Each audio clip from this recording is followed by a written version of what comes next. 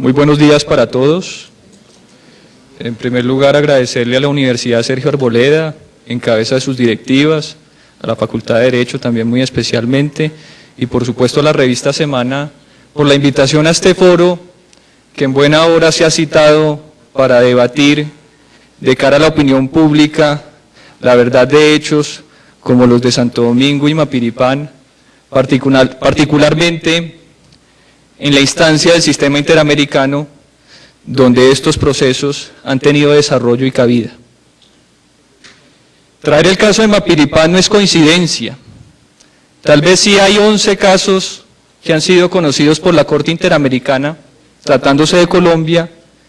Este es el caso que a todas luces refleja las debilidades, los riesgos y las fallas del sistema interamericano, y les voy a contar por qué. Hasta hace 6 meses, yo creo que éramos muy pocos los que nos atrevíamos a cuestionar el fallo de la Corte Interamericana del 2005, en el que se halló responsable a la nación y se exigieron una serie de medidas como indemnizar las víctimas.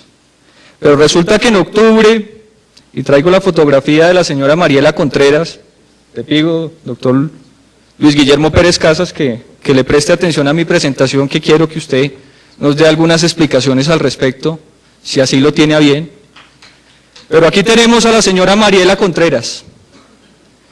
Hasta hace menos de 6 meses era una damnificada de Mapiripán. Había perdido a su esposo y a sus 2 hijos en la masacre. Y resulta que en octubre esta señora sale ante la opinión pública nacional e internacional y dice que ella, asesorada por el colectivo José Alvear Restrepo, que aquí está presente, se declaró víctima de la masacre de Mapiripán, pero que eso es falso.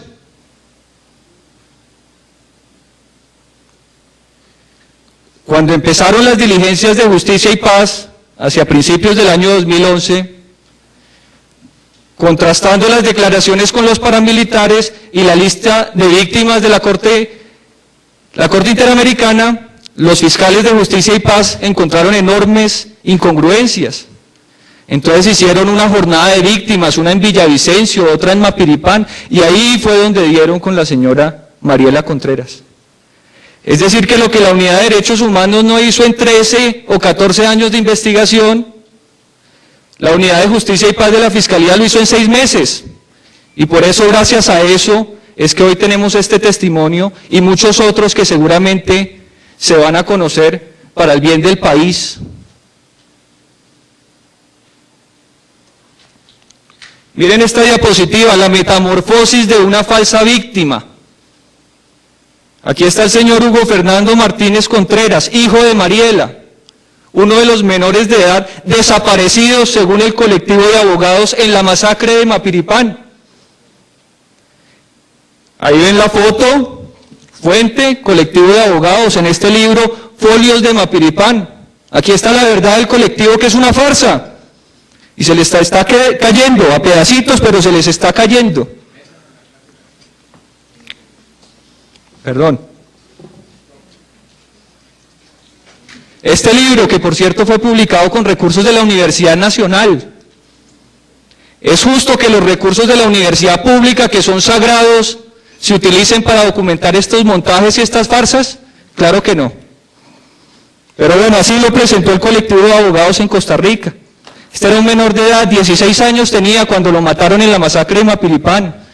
En ese lapso de tiempo, entre el 15 y el 20 de julio, para los que no se ubican, de 1997, cuando los paramilitares que viajaron desde el Urabá antioqueño incursionaron en Mapiripán y asesinaron a un número indeterminado de personas. Eso no se discute.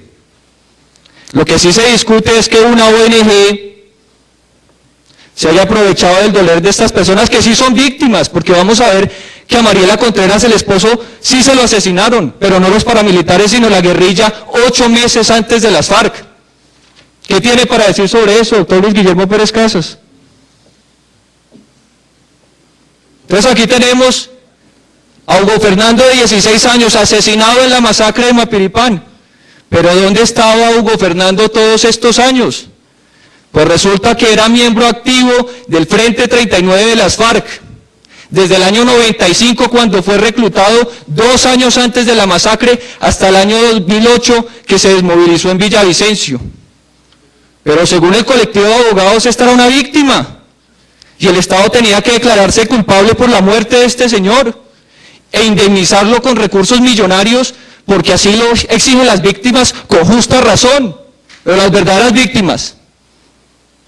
Aquí ya tenemos la fotografía más reciente, de noviembre de este año, del mismo Hugo Fernando, que se presenta vivo, ya con los años que se le ven sobre el rostro, desmovilizado, y dice que está vivo y que, asesorado por el colectivo de abogados, se presentaron como víctimas ante el sistema interamericano, pero que ellos no son víctimas de la masacre de Mapiripán y que jamás debieron recibir los 3.000 millones de pesos que esta familia recibió como indemnización. Veamos lo que yo he denominado el carrusel de las víctimas. Aquí nos tienen acostumbrados al carrusel de las pensiones, al carrusel de la contratación, pues también hay carrusel de víctimas. Como decían, hasta las masacres en Colombia se las roban. Y ya sabemos quién.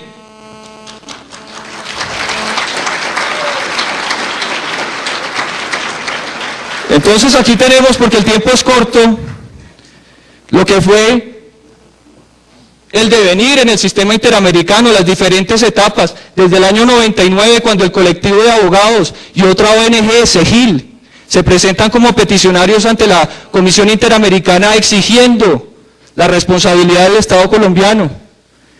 Y resulta que se presentan con 2 víctimas, víctimas verdaderas, personas que murieron certificadas en Mapiripán.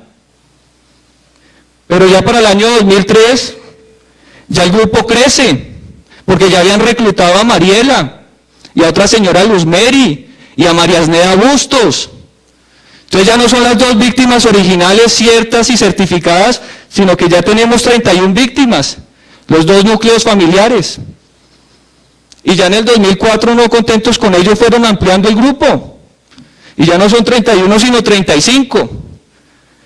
Y como el Estado colombiano reconoció anticipadamente su responsabilidad en el 2005, estos señores dijeron, ahora sí hay que meter lo que podamos, porque aquí no nos van a rechazar nada. Y por eso llegamos a un número de 54 víctimas de la masacre de Mapiripán, directas e indirectas, porque obviamente ahí lo que está entre paréntesis son los familiares que cobija cada una de las víctimas fatales. Pero ¿qué es lo curioso de este caso? Cuando se desató el escándalo de las falsas víctimas en noviembre del año pasado, reiteradamente los señores del colectivo de abogados salían a defender su cifra de 49 víctimas y se fundamentan en el testimonio de Carlos Castaño Gil, porque él alguna vez dijo, fue el combate más grande que ha tenido las autodefensas en su historia. Nunca había más dado de baja a 49 miembros de las FARC ni recuperado 47 fusiles. Va a haber muchos más mapiripanes. Y me pregunto, y le pregunto, doctor Luis Guillermo Pérez Casas, si este criminal hubiera dicho, jactándose de su política de terror, que los asesinados no fueron 100 sino 500, ¿usted se hubiera sentido con el derecho de presentar 100 o 500 falsas víctimas? No seamos cínicos.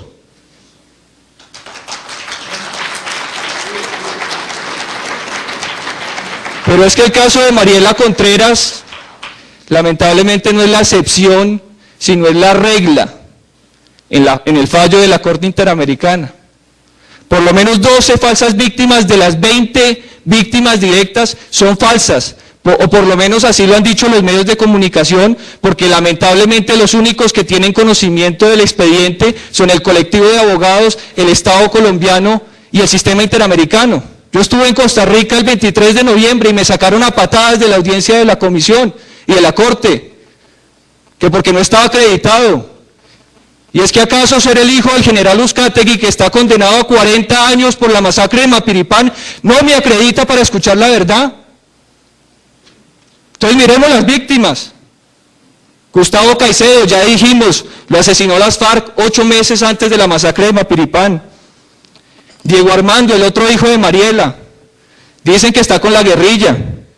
Lo cierto es que sacó su cédula en 2000, es decir que no está muerto ni desaparecido. Hugo Fernando había sido reclutado por las FARC y lo pongo en rojo porque es lamentable que la guerrilla salga a relucir en todos estos casos. Otro de los asesinados por las FARC, Eliezer Martínez Vaca. Ese no lo representaban ustedes, doctor Luis Guillermo Pérez Casas. Le abono eso. Pero a los demás sí. Omar Patiño Vaca, reclutado por las FARC en el 2002. Manuel Arévalo, falleció de muerte natural en el 99. Raúl Morales se registró como desplazado en el 2011 y fue llamado a interrogatorio por este tema de las falsas víctimas. Entonces, como les digo, es lamentable que veamos que estas personas ni siquiera murieron en Mapiripán, que su gran mayoría fueron afectados y víctimas de la guerrilla. Entonces, ¿qué es lo que está pasando acá? ¿Qué pasa con el colectivo de abogados? ¿A quién le están haciendo el mandado? ¿Por qué le están lavando los muertos a la guerrilla? Si estas personas merecen verdad, justicia y reparación, pero verdad no es que se diga que el responsable de sus muertes fue el general Uzcategui. Justicia no es que se le tenga condenado. Reparación no es que se le paguen 3.000 millones por un proceso en el que no tienen cabida como víctimas de una masacre paramilitar. Entonces esto es muy cuestionable y yo no tengo miedo a decir esto porque esto está probado. Y si me quiere denunciar mañana por calumnia, doctor Luis Guillermo Pérez Casas, como lo ha hecho con mi padre, hágalo. Y contento asistiría a los estrados judiciales para entregar las pruebas que tengo que soportan esta verdad. Mi verdad. Tan respetable como cualquier otra.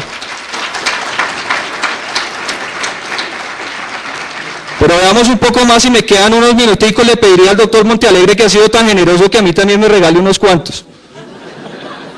Vamos a hablar de las medidas cautelares, un mecanismo importante, trascendental, para que en los casos de urgencia se cobije a las personas que corren algún riesgo con estas medidas. Lo decía el amigo,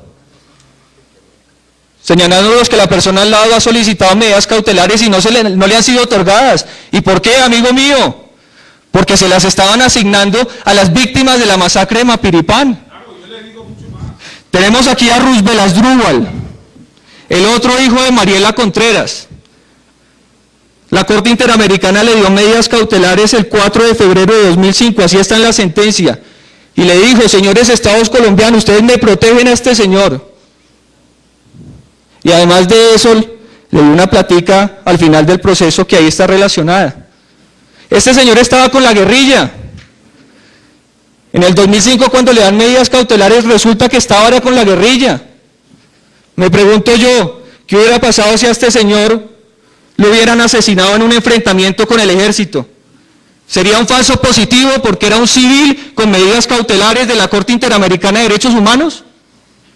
Gracias a Dios no sucedió eso, porque ya no serían 3.000 los presos militares en las cárceles, sino que serían más.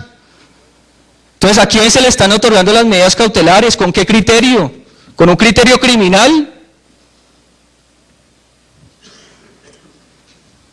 Miami por cárcel. Un artículo de la revista Semana de octubre del año pasado. Este es el coronel Hernán Orozco Castro, el comandante del batallón París en julio del 97, cuando suceden los hechos de Mapiripán. Fue el que recibió a los paramilitares en el aeropuerto. Fue el que los dejó pasar por todos los retenes. Existe el testimonio del obispo del Guaviare, que dice que los paramilitares que iban de ropa de civil entraron a las instalaciones de este coronel y se pusieron el uniforme militar para seguir para Mapiripán. La responsabilidad de este señor no tiene ni admite duda.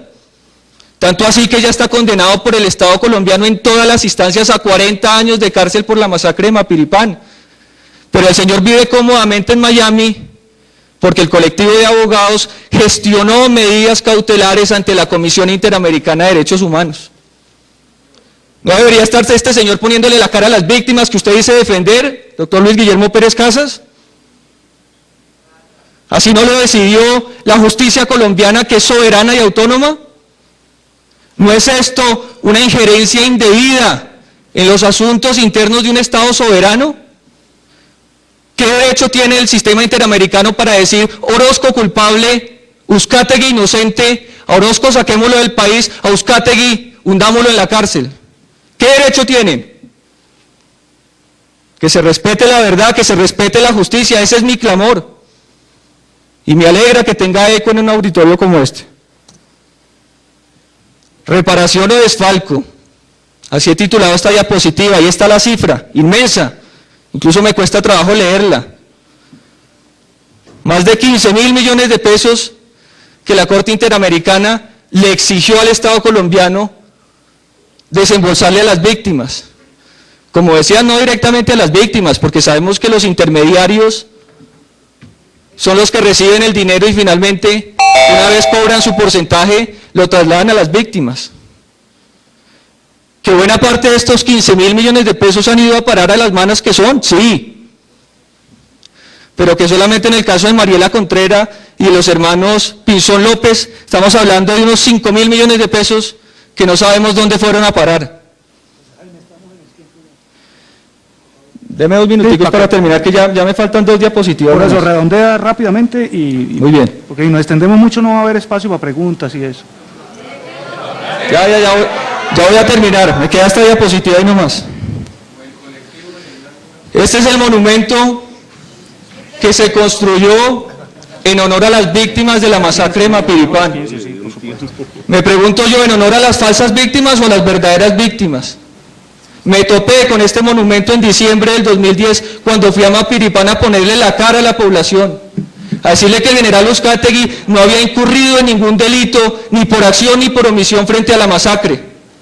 Así el doctor Montealegre diga lo contrario en su sentencia de la Corte Constitucional. Que ahí no estoy de acuerdo con el doctor Perdomo, que decía que ahí no se hicieron consideraciones de tipo probatorio o individual. Claro que sí se hicieron, y fue una condena anticipada del general Uzcategui hasta el punto que el Tribunal Superior de Bogotá, a la hora de condenarlo, no hace sino citar esa famosa sentencia, como también cita la sentencia de la Corte Interamericana, porque como se carecen de pruebas, artificiosamente se van armando a lo largo del proceso y finalmente se entregan para que un tribunal o un juez de la República condene. ¿Qué me llamó la atención de este monumento? Que el fallo de la Corte Interamericana dice construir un monumento idóneo y adecuado que recuerde y en homenaje a las víctimas. ¿Esto les parece un monumento idóneo y adecuado? Porque un puño izquierdo, ¿qué se está reivindicando con esto? Porque no una paloma de la paz, doctor Luis Guillermo Pérez Casas. ¿Por qué el monumento no lleva los nombres de las víctimas? Ustedes ven ahí la placa derecha, al lado del poema, donde se hace apología a la resistencia armada. ¿Por qué ni un solo nombre? Porque ustedes estaban conscientes que le estaban mintiendo a la justicia y sabían que la gente se les iba a alborotar allá en Mapiripán cuando vieran nombres de personas que ni siquiera son habitantes ni residentes del municipio. Entonces ya con eso termino.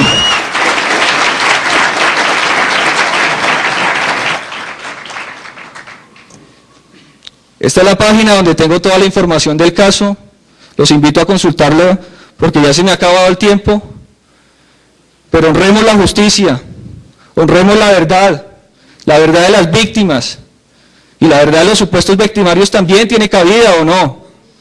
Entonces ya con eso termino, muchas gracias.